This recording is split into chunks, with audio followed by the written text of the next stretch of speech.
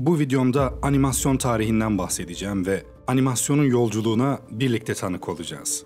Hazırsanız gelin benimle.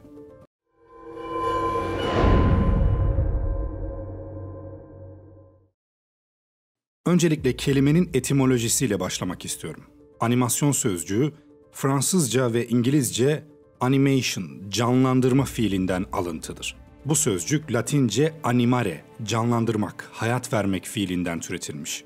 Animasyon en basit haliyle ard arda gelen resimlerin hızlı bir şekilde gösterilmesiyle elde edilen görüntüdür. Resimlerin ard arda belli bir hızda gösterilmesi, sanki onun hareketli gibi algılanmasına yol açar.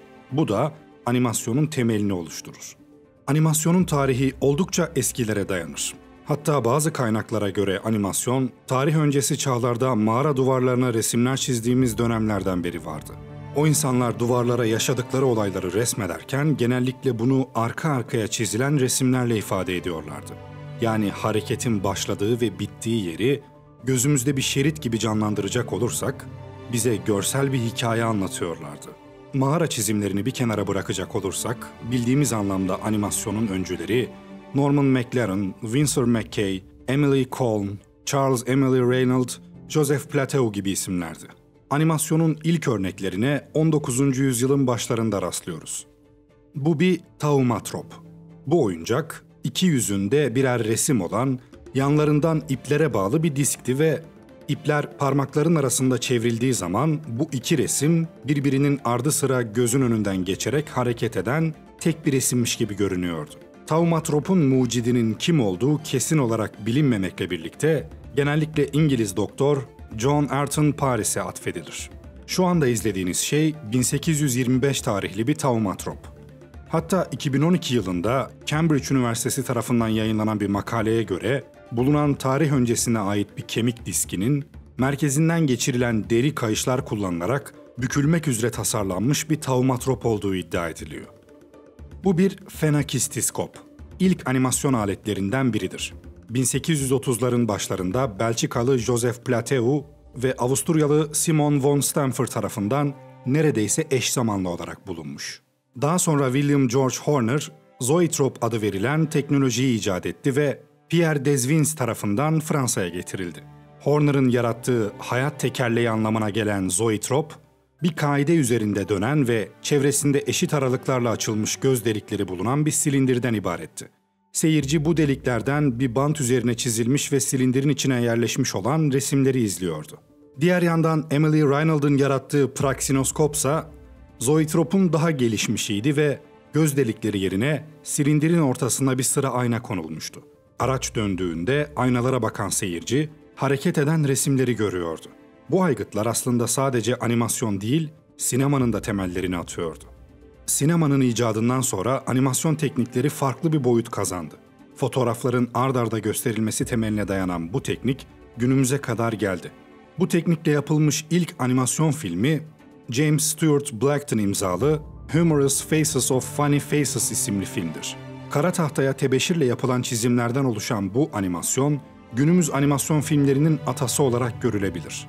Daha sonra buna benzer bir tekniği Emily Colne, Phantasmagoria isimli animasyon filminde kullandı.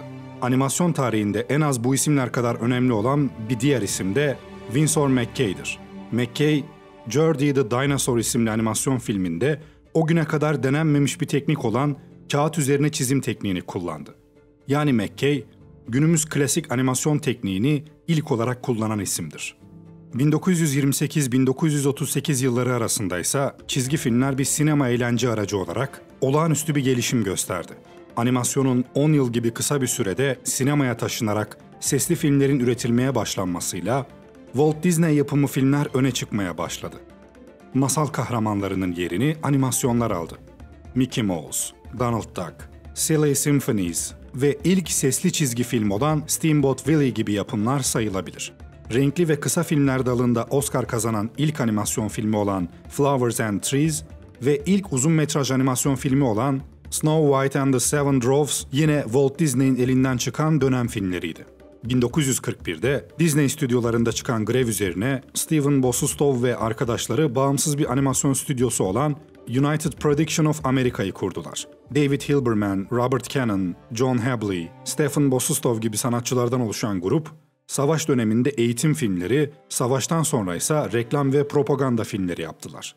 Sonraki aşamalarda animasyonla gerçek karakterler bir arada kullanılmaya başlandı. 1944 yılında The Three Caballeros'ta Carmen Molinda Donald Duck'la beraber Güney Amerika'da dolaşırken, 1945'te Gene Kelly, Anchorage Fare Jerry ile dans ediyordu. 1946'da yayınlanan Song of the South adlı animasyonsa günümüzde bile büyük tartışmalara neden olmuştur. Disney'in bu yapımı, kölelikle ilgili tasvirlerinden dolayı Amerika'da DVD ya da video olarak yayınlanmadı. 1964'te yayınlanan Mary Poppins ise Disney'in başarılı filmlerinden biri oldu ve başta Julie Andrews'un kazandığı en iyi aktris Oscar'ı olmak üzere aday olduğu 13 daldan 5'ini kazandı. Animasyonda bu dönemdeki en önemli isimlerden biri de Ralph Bakshi'ydi. 1972 yapımı Fritz the Cat, X reytingi almış olan ilk çizgi film olarak tarihe geçti. Sisteme karşı çıkan bu yapıt, şiddetli, tartışmalı, yergili ve sarsıcı yönleriyle Bakshi'yi döneminin yeni yetenekleri arasına soktu. 1984 yılına gelindiğinde artık animasyon bambaşka bir boyuta taşındı. Bilgisayarların hayatımıza girmesiyle dijitalleşen dünyada animasyon kendine adeta yeni bir kabuk bulmuş oldu. Binbir zahmetle kare kare çizilen animasyonların ağır yükünü artık bilgisayarlar yüklenebilirdi. Temelde yine elle çizilen animasyon tekniklerine dayanıyordu ancak bu işlem bilgisayar kullanılarak çok daha hızlı yapılmaya başlandı ve animasyon sektörü yeni bir bakış açısı kazandı.